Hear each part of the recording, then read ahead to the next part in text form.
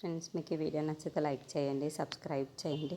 Rohini మామయ్యని receive చేసుకోవడానికి మనోజ్ అలాగే ప్రభావతి వాళ్ళు వచ్చి బయట నిల్చొని ఉంటారు.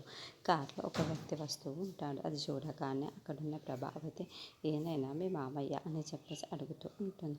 ఆ మాటలు వినగానే అక్కడున్న రోహిణి మాత్రం ఆ మామయ్య ఇతను కాదు మాటలు వినగానే అక్కడున్న ప్రభావతి అయితే, అవునా మీ మామయ్య కాడ ఇంకెవరు అని చెప్పేసి అక్కడున్న వ్యక్తిని అడుగుతూ ఉంటుంది. ఇంతలో అక్కడున్న వ్యక్తి మాత్రం ప్రెసిడెంట్ వాళ్ళ ఇల్లు ఎక్కడా అని చెప్పేసి అడుగుతూ ఉంటాడు.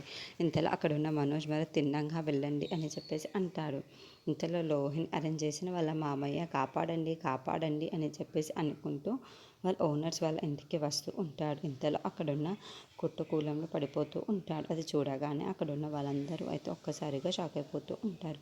ఏంటి ఈయన ఇలా వచ్చాడు అని చెప్పేసి అనుకుంటూ అక్కడున్న వ్యక్తిని చూస్తూ ఉండిపోతారు. ఇంతలో అక్కడున్న మనసు, ఈయనైనా మీ మామయ్య అని చెప్పేసి రోహిణిని అడుగుతూ ఉంటాడు.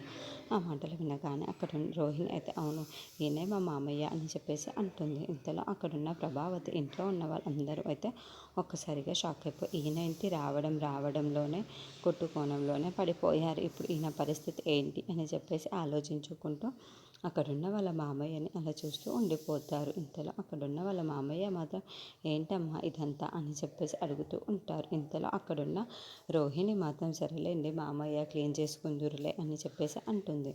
ఇంతలో అక్కడున్న బాలు మాత్రం వాళ్ళ మామయ్య దగ్గరికి వచ్చి, ఏంటంటే ఇలా ఉన్నారు, టేస్ట్ బాగుందా అని చెప్పేసి అడుగుతూ ఉంటాడు.